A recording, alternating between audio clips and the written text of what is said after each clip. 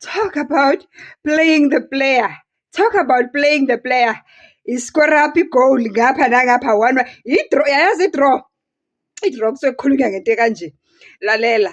Welcome to another story time igama uzaliswa ngumfeka. Ubandlela olandleka lona lezinkundleni zesabelele kude phezulu. If you're new to this channel, please make sure that you kindly subscribe, comment, share, and share the video because we want to make this community grow bigger. We have a podcast, we have story times, we have got point of view, we've got reviews, we've got all those things. But at the end of the day, all of them, they are a lesson to you. And please do not forget to go and subscribe to our brand new channel called What's Cooking with Z. It's a foodgasm channel. If you are a foodie, you are a food lover, you love recipe, you love home tips, you like cooking tips, and anything that has just got to do with cooking, and we'll be visiting restaurants in and around the country so that you may know which places have got nice food for you if you are visiting the place. It's a story time. Stay tuned. Hello, sanibonani Dumelang, igama uZandi, isibongo umfeka umalwandle lo lwandle kalwela lwezibhekane zona isihambela lekude phezulu.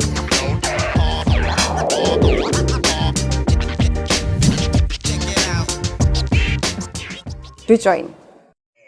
It's a story time.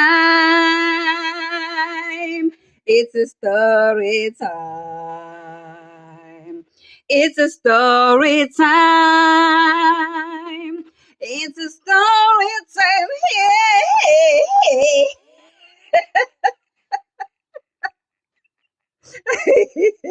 Kumnandi emhlabeni. Oh, kumnandi ukuphila, lalela. It's a story time. Le idinga ukuthi uma uzoyixoxa ube ngazi ukuthi yabo une-energy yokukhuluma because khona into emnanjanyana around emlonyeni. Ususisi. And the funny thing is that it was a phone call. This story time was a phone call. So if nawe ufuna ukuxoxa isakho istory, awufuni sikubone. Our number is open 0719419417. Send a voice note, but it's always better if you're sending your story and it's a voice note because we respond quicker to voice notes rather than a phone call because I might be busy to pick up that phone call. But lalela is an indaba. Uthi girl ngingane yaseRes. Ngiyabona-ke. If ungayazi impilo yaseRes ungazi ukuthi kuyalanjwa eRes, kuyaphandwa eRes, kubhizi eRes, kumnandi eRes. Yila impilo iqala khona. Uthi girl ngingane yaseRes. TVET colleges amaningi ke ayavala this weekend, amanye azovala next weekend.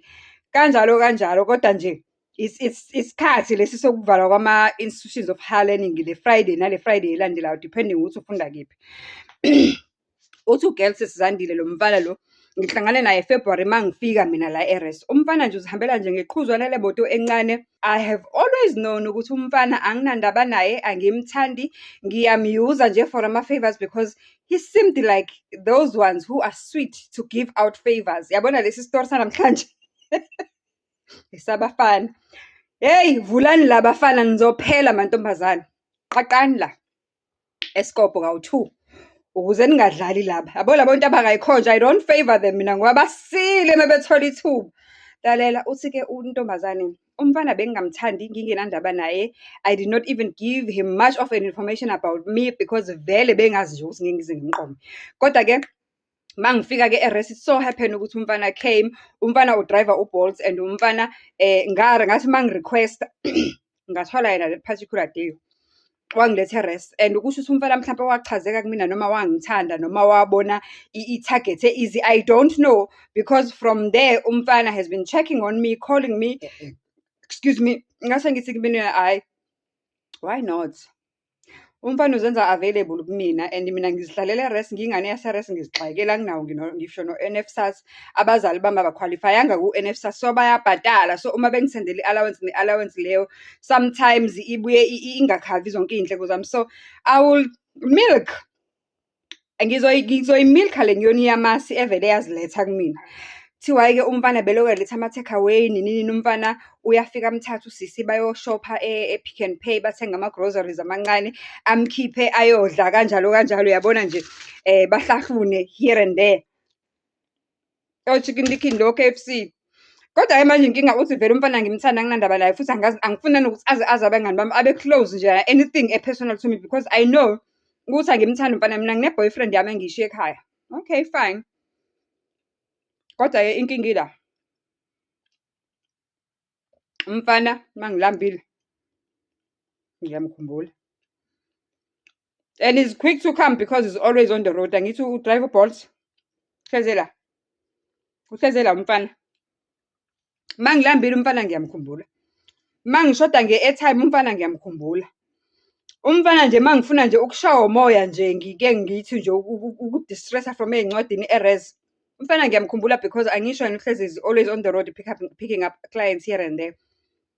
So nje kuyena into elula ukuthi hhayi asishaye round sijikelele and vele ngiyazi ukuthi uma sijikela la 1-2 sijikela sidlule e-mall 1-2 ngizobuya nesinkwa namaqanda nenkukhu, uyabona kanjalo kanjalo ne-takeaway. Uyayazi mos impilo yase-res, uma ungayiphilanga le mpilo, hhayi shem, awazi lutho, ziyabuya laphaya. It's the survival of the fittest. Uthi nako-ke sivalile sesizandile njengoba zivaliwe nje izikole, nathi sivalile namhlanje. Njengoba sivalile nje ezikoleni namhlanje, kunezinto eziningi engibonayo ukuthi angizidingi la e-res, and ngabe ngiloyo ngiyixoxa le ndaba emfaneni ukuthi kunezinto engifuna ukuzihambisa ekhaya. So njengoba lento ngifuna ukuzihambisa ekhaya nje angizidingi, ngithathe iy'mpahla ey'ningi, especially ama-blankets. I realized ukuthi I took a lot of blankets, and by the way, I'm at a TVET college in Durban, and Durban is not that cold like la engihlala khona, akashongo ukuthi uhlala kephi.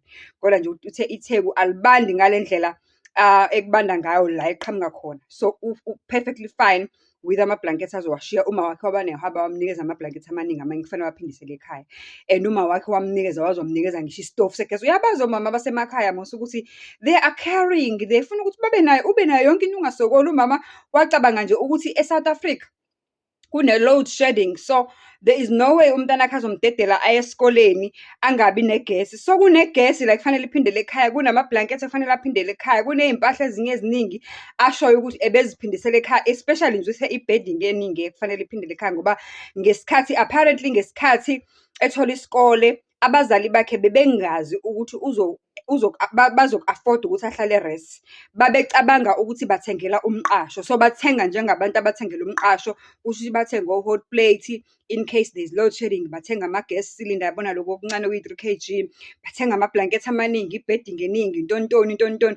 You can imagine, uthi kwakukhona ngisho ama-dinner set ney'nkomishi nani ngoba babenzele ukuthi afika phambili angahlupheki, yabo, angahlupheki. Kube ukuthi unezitsha zakho, unayo yonke into, only to find ukuthi kanti bazokhona ukumeneja ukuthi ba-afford i-res, and then wazithola esihlale e-res. So zonke lezi zinto ayethunyelwe nazo from the beginning zisealed, zihleli nje emabhokisini azo. So who's the best person to take these things home other than isincanakazana sakhe lesabhiza sishabashekisa, sihlisa up and down, esikhokhisa, esithengisa ama-takeaway, kodwa engasicabuzisi. Thola umfana, okay, ufuna ukuhamba sikhathini ukuya ekhaya. Apparently from eThekwini ukuya kubo engazi ukuthi it's about 3 to 4 hours, akukho kude kakhulu. Wathi umfana ayikho inkinga. Uthi-ke ngamfonela umfana, athi sisandile, ngamfonela umfana ngathi, mfana ngifuna ukuhambisa izinto ekhaya njengoba kuvalwe iy'kole, indlu yami incane yase-res, there's a lot of things ezikhona la engingazidinga uma angiphoqa ukuthi ngizithathe, ngoba sasicabanga ukuthi siyemqashweni kanti later on ngizoba approved for i-res esikoleni. So zonke lezi zinto ezigcwele la angizidingi. Uthi wabuza umfana kukhonani kulezo zinto, singabala, hhayi khona i-gas cylinder, khona i-hot plate, khona o-blankets, khona ini, and khona ngisho no-blankets abayinqoba nje abaningi engingabadingi njengamanje. Uthi wathi umfana, okay, ngizokuhambisa ekhaya, unamalini? Uthi ngathi mina, Nkosi yami anginamali nje, uyazi ukuthi ngingane esikole, uyabazi mase bey'tetemisa, mina ngingane esikole anginamali nje, ngicela ungihambise, ngizobona nje ukuthi ngikuzama ngani, yabona uma ngabe sengibuyile ngizocela ekhaya. Uthi wathi umfana, okay. Uthi afika umfana e-res, bekungabo 11 today. Mekafika umfana e-res, ufika bahamba bayi-2. Uthi ngabuza ukuthi hawu, manje nafika nahamba niyi-2, manihamba niyi-2, Kumayelana nani? Uthathe umfana ngenzela ukuthi ubhutiza lo akwazi ukungibambisa ngoba kusanokuthi engazukuthi imithwalo yakho miningi ntombi. Uthathe omunye, okay. Uthi, athi hhayi, kulungile-ke akunankinga sithatheni-ke izinto zifake emotweni. Uthi hhayi-ke umfana lo, umngani kamfana lo ohamba nomfana uyashabasheka up and down, uyaqeqeza unamandla, uyashesha futhi u-fast fast, jiki jiki jiki within mzuzwana ibhuthi igcwele ngoba imoto incane, ibhuthi igcwele, i-back seat igcwele, ngaphambili kuhlela umngane lo ofike nomfana. Hawu mina sengizohlala pha angisenayo indawo yokuhlala. Bathi hhayi khululeka into esizoyenza because imoto seyigcwele already, angihambe ngiyodropha umfowethu lo la ehlala khona, ngizobuya ngikulande and then bese siyashushuluza-ke sibheke le kini-ke sihambise le zinto. Uthi hhayi umfana ufike kuyena bekungabo 10:30 balayisha baqeda 11, 11:30 bebeqedile ukulayisha 11:30 umfana besuka ehamba ewumuntu oyodrophani, eyodropha umngane lo kade efike naye ongamenyiwe. Manje uthi uthi nje umlindezi zathi mezithi 12:30 hayibo ingqondo yami iyaklikha yathi hayibo, angibuzanga ukuthi lo uyodroshwa kephi. Kodwa the way umfana a-sounded ngakhona, it sounded engazukuthi uyomdropha eduze lo mfana la ayomdropha khona. Hawu, so pho why behamba isikhathi eside sekuphela i-hour behambile? Uthi hhayi 11:30, 1:30, 2:30, 3:30, 5:00 manje ntambama. 5:00 manje ntambama, and mind you sisizandile ngiyivila mina sidalo. Even ngisho nabo-blanket ne-bedding le bengilala kuyona-ke manje iyasembhedeni le nami engiyidingayo-ke ukuthi vele ngiyayisebenzisa. Ngiyiphekhile ngoba ngiyiphekhela ukuthi ngiyazi ukuthi uma akayinqeni nje into ekuthiwa i-washing. Akayibheki uma into ekuthiwa i-washing, uwasha ngisho izingubo ziwu-2 kubhaskidi. As long as nje ebona kungekho next kubhaskidi is satisfied. Ngiziphekhile zonke ngafaka ngisho nama-washing ami, ngisho izinto ebengizigqoka since from May zasebusika ezi-warm. Kuqala ubusika ngizigqoka zilaphaya kuleya mfucuza engiyikulayishile ehambe nomfana. Umfana akasabuyi-ke manje, angimazi ukuthi uphi umfana. Angimazi ukuthi uphi umfana ney'mpahla zami. Kusho ukuthi umfana nje uyayikhokhisela sonke lesi sikhathi mina ngiloke ngimyuza, ngimthengisa ama-takeaway, ngimthengisa amagrosa amancane, ngimenzisa izindlela zami ezifunwa yimina, ngingamniki lutho, futhi ngingakhombisi ne-interest ukuthi ngiyafuna mina ukumnika lolu thanda alucelayo umfana wami. Hhayi-ke ngigilekile igoda lokuqala lokugcina, ngenze njani? Ngine-stress-ke manje sokuthi kwakulala la e-Rest is fine, e-Rest ngingalala. Kodwa inkinga yami iyi-one, ngizombathani njengoba kubanda kanje? Lalelani, kunzima out there. Be careful. Umuntu uma ungamfuni awumfuni, phuma kuye. Ningaze nize nigilane nikhombisane ubu-clever. Umuntu uma ungamfuni awumfuni, phuma kuye, yekelani ukuyuza abantwana babantu. It's a lesson nakuwe. Ngicela ubuze ukuthi ngithini kuyena. Ngimthengele ublanket emansel, ngimhambisele e-Rest, noma ngimyeke nje afunde isifunda ayekele ukudlala ngey'ngane zabantu. Luthini uvo lwakho?